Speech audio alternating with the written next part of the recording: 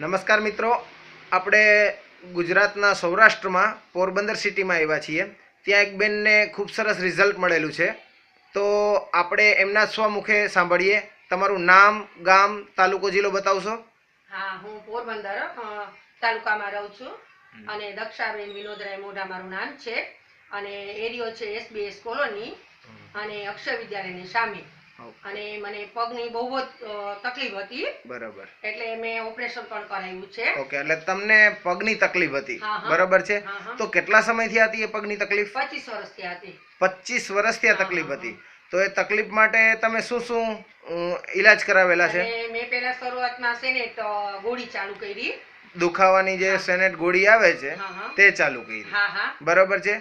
અને બીજા ડોક્ટર પાસે? ડોક્ટર ભરા ડોક્ટર છે, ઓકે, પારવાણી છે, બરાબર. એ પછી અમારા ESI માં છે ડોક્ટર, ઓકે, એની મેં દવા ખાધી તો પણ મને કઈ રિઝલ્ટ મળ્યું નહીં. આ બધા ડોક્ટરોની દવા કેટલો સમય કરી તમે? એટલે મેં માનો ને કે 3-4 વર્ષ કરી બધા ડોક્ટરની દવા. 3-4 વર્ષથી આ ડોક્ટરની દવા કરી. અને અંદાજિત ખર્ચો કેટલો કર્યો તમે? એટલે ખર્ચામાં તો અત્યારે તો મને બહુ કઈ યાદ નથી, પણ ભરાય ડોક્ટર નો જે જાવ ને ત્યારે 1500-2000 નું બિલ થતું દર મહિને મને. બરાબર, ઓકે. એટલે 2 વર્ષ એની કરી. પછી મેં જામનગર કરી છે, ડોક્ટર ને ઇન્જેક્શન દેવડાતા. ઓકે, 500 રૂપિયાનું એક ઇન્જેક્શન આવતું. અચ્છા. એટલે એ દર મહિને ઇન્જેક્શન દેવડાવવા છે, તે મેં 6 મહિના ત્યાં ઇન્જેક્શન દેવડાવ્યા છે. બરાબર. એ પછી મને કઈ અસર એની થઈ નહીં. તે છતાંય તમને કોઈ ફાયદો થયો નહીં? નહીં. કઈ ફાયદો થયો નહીં. બરાબર છે. અને આડઅસર કરતી, એટલે મને કિડની ઉપર પણ અસર થઈ ગઈ હતી. ઓકે, ઊંઘ બિલકુલ આવતી નહીં. સાઈડ ઇફેક્ટ થઈ ગઈ હતી તમને દવાઓની, બરાબર. પછી તમે કઈક ઓપરેશન ના બારામાં કહેતા હતા? સ્ટર્લિંગમાં ઓપરેશન સાહેબ કે ત્યાં ગયા અને બધા રિપોર્ટ જોયા. સ્ટર્લિંગમાં શેનું ઓપરેશન કરાવ્યું તમે? ઢાંકણીનું કરાવ્યું છે મેં. ગોઠણની ઢાંકણીનું ઓપરેશન કરાવ્યું. તેનો ખર્ચો કેટલો કર્યો? એનો 2.5 લાખ. 2.5 લાખ કર્યો છે. પછી તમને સારું થયું? ના, તોય પછી મને એવું રિઝલ્ટ ના આવ્યું. પછી તો મેં 1 વર્ષ ગોળી ખાધી. બરાબર. એટલી ગોળી મૂંગી હતી કે 350 ની ગોળી એક સવારે ખાધી અને એક સાંજે ખાધી. બરાબર. તોય પણ મને કઈનું રિઝલ્ટ ના આવ્યું અને પછી પાછો બહુ દુખાવો થતો હતો. 350 પાવર ની ગોળી ને? હા, બરાબર. ને ઈ પણ તોય મને રાહત નહોતી. અને શરીર એકદમ મારું વજન થવા માંડ્યું. તો આટલી બધી તકલીફો દરમિયાન તમારા ઘરમાં પરિસ્થિતિ કેવી હતી? કામકાજમાં બહુ જ ખરાબ હતી. મારાથી 5 જણાની રસોઈ કરવી તો રસોઈ ના થતી. ઊભાતું ની 10 મિનિટ મારાથી સીડી ન ચડાતી. 1 કિલો વજન લેવું હોય તો મારાથી પણ વજન ન લેવાતો અને પગમાં ટોટલી સોજો બહુ રહેતો.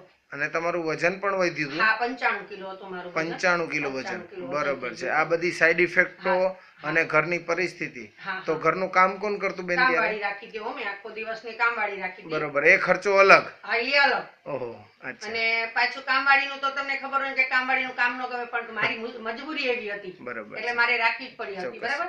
હા, તો પછી આટલી બધી તકલીફો સહન કર્યા પછી જ્યારે તમને કોઈ વ્યક્તિએ આ વસ્તુ સજેસ્ટ કરી, તો એ કોણ હતું? એ સંજયભાઈ ઠકરાર છે. સંજયભાઈ ઠકરાર, બરાબર. તેમને શું વાત કરી તમને? એ અહીંયા આવ્યા કે માસી તમે હવે આ બધી ગોળી મૂકી દો અને અમારો આ નેચરલ પાવડર અને ગોળી ચાલુ કરો. એટલે મને પછી વિશ્વાસ નહોતો ને, એટલે મેં ના પાડ્યું. મેં કીધું ભાઈ સંજય, મારે કોઈ પણ વસ્તુ ખાવી નથી અને મને જિંદગીમાં જીરી હવે આમ રસ નથી. હું બધું એને કીધું તું મેં.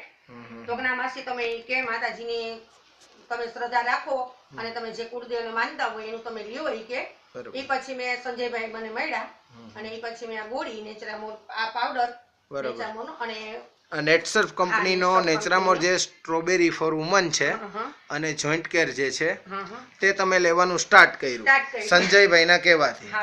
અને તે કઈ રીતના લેવાનું શરૂ કર્યું? સવારે નહીના ઉઠીને ગરમ પાણીમાં 1 ચમચી લેવાની, બરાબર. પછી 10-15 મિનિટ પછી તમારે નાસ્તો, ચા જે પણ કરવું એ કરી શકો, બરાબર. બરાબર. અને સાંજે એ ટાઈમ જ, બરાબર, કે સાંજે હું 7-7:30 થાય એટલે ગોળી અને પાવડર ગરમ પાણીમાં, મતલબ ભૂખ્યા પેટે સવારને સાંજે કે કેપ્સ્યુલ ને 1 ચમચી પાવડર લેતા હતા. હા, બરાબર છે. તે કેટલા સમય લીધો તમે? મેં 6 થી 8 મહિના કર્યું. પછી મને થોડુંક રિઝલ્ટ દેખાણું. 6 થી 8 મહિને તમને થોડુંક રિઝલ્ટ બતાવ્યું, બરાબર. તો 6 મહિનામાં મને થોડુંક રિઝલ્ટ દેખાણું. એટલે મને શ્રદ્ધા બેસી ગઈ ને બધી ગોળી હું ખાતી, ગોળી બધી મેં મૂકી દીધી.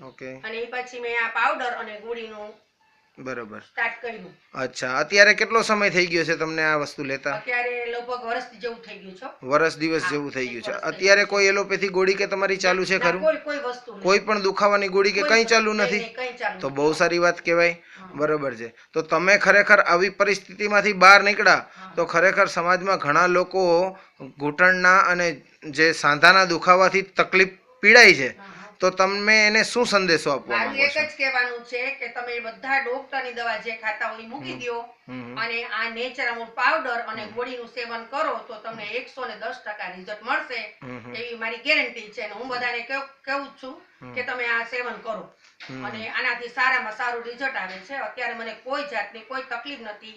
હાલવામાં ચાલવામાં હું જાતે બધું કામ કરું છું. અત્યારે તો તમે જે જગ્યાએ રહ્યો છો એ પેલો માળ છે ને? હા, હા. બરોબર. તો દરરોજ એ સીડી ચડો ઉતરો તો કોઈ તકલીફ ના, નથી ના, થતી? ના, હવે તો હું ડોલ લઈને ચડી શકું, હાંડો કમરમાં લઈને ચડી શકું શું વાત અને છે? બધું મને કોઈ જાતની પેલું જે દુખાવો હતો ને એ મારા મગજમાંથી બધું નીકળી જ ગયું છે કે મને કઈ ખબર જ નથી કે મેં ઓપરેશન કરાયું કે નથી કરાયું. સરસ. મને આ નેચરમૂળ પાવડર ની ગોળીથી બહુ જ સારું છે.